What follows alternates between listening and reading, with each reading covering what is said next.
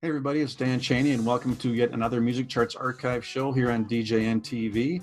This week we're going back to one of my favorite years for music from my childhood. We're going to count down the top 10 songs from the week of February 10th, 1979.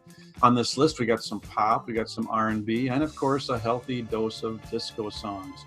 I liked a lot of disco music back then, don't judge me. So, along with the disco songs, we've got songs written by Neil Young and Bruce Springsteen, but recorded by somebody else. We also have two songs where the royalties from those songs were donated by the artist to UNICEF. Now, what songs were those? We'll find out on this week's edition of the Music Charts Archive show.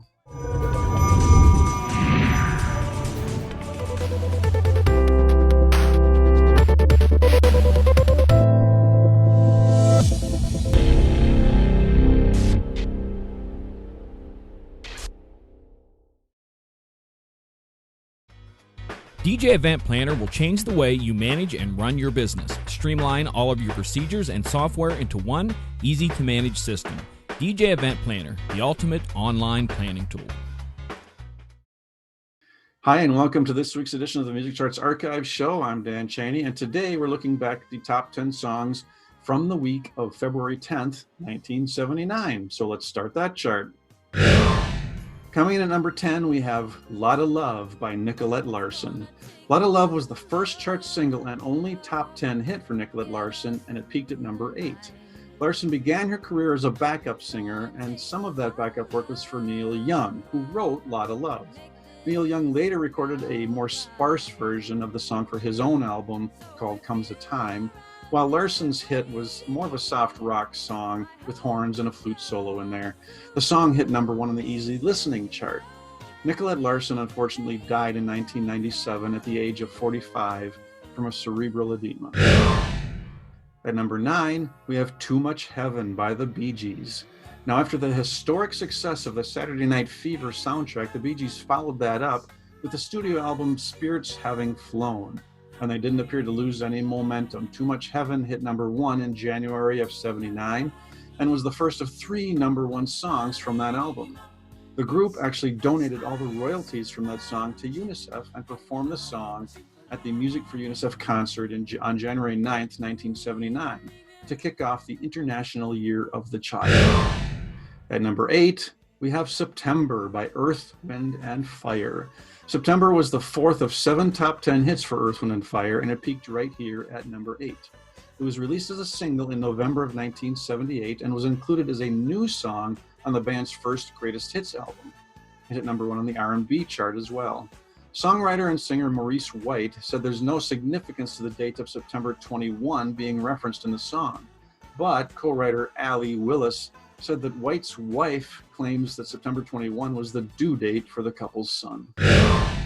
At number 7, we have I Will Survive by Gloria Gaynor. Now, this quintessential disco song was on its way to hitting number 1 in March of '79. Some people might consider Gaynor a one-hit wonder, but she actually had another top 10 hit called Never Can Say Goodbye in 1974. The lyrics are about finding personal strength after a breakup, and kind of became an anthem for female empowerment. But the song was written by 2 guys, Freddie Perrin and Dino Ficaris. I hope I'm saying that right. The 2 won a Grammy for the song. I Will Survive was initially supposed to be the B-side of the single, but DJs preferred this song to the song on the other side, a song called Substitute. At number 6, we have Everyone's a Winner by Hot Chocolate. The band Hot Chocolate is probably best known for their number 3 hit song, You Sexy Thing. But this one did pretty well too, peaking right here at number 6. The band was from the UK and they had a lot more chart success over there across the pond with 14 top 10 hits in the UK. Everyone's a Winner was written by frontman Errol Brown, and supposedly he heard his oldest daughter crying in a particular rhythm and used that for the melody.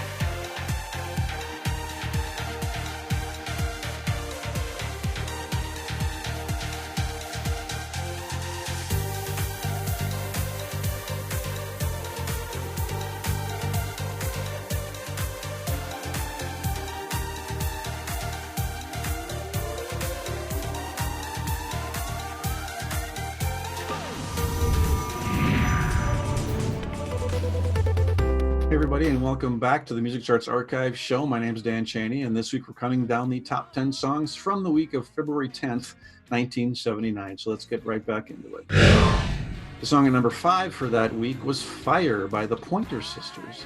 This was the 7th chart single at the time for the sisters Anita, June, and Ruth, and was their first top 10 hit. It was on its way up to peaking at number 2. This song was written by Bruce Springsteen, who reportedly was a little jealous of the success the Pointer Sisters had with this song, because at the time, Springsteen had yet to have a top 10 hit of his own. Springsteen would release his own live version of Fire later on after he had a lot more success on his own. His live version in 1987 peaked at number 46. Springsteen wrote the song with Elvis in mind and actually sent him a demo of the song, but Presley died before getting the demo. At number 4, we have Olivia Newton-John and A Little More Love.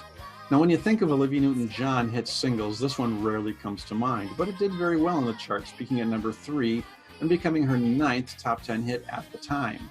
It was from the album Totally Hot, which came on the heels of the massive success of the Grease movie soundtrack. And kind of like her character's transformation in Grease from sweet to sultry, musically, Olivia Newton-John's songs before Grease were all pretty sweet, but A Little More Love, by comparison, is definitely more sultry. At number 3, we have Chic and Le Freak. Now, this was the 3rd chart single for the band, led by Nile Rodgers and Bernard Edwards, and their first number 1. It had kind of a unique run on the charts. It hit number 1 first on December 9th, 1978, then it dropped to number 2 for a week. Then it went back to number 1 for 2 weeks, and then it went back to number 2 for 2 weeks, and then it went to number 1 again, this time for 3 weeks, for a total of 6 non-consecutive weeks at number 1. The song came about when Rodgers and Edwards were denied access to the famous nightclub Studio 54, where they had been invited by Grace Jones. The doorman basically told them to F off, and they changed it for the song to a more radio-friendly Freak Off. But they didn't think Freak Off sounded good for a song, so they changed it to Freak Out. At number 2, Y.M.C.A. by the Village People. Now, everybody knows this song, and almost everybody probably knows the arm movements that go along with it.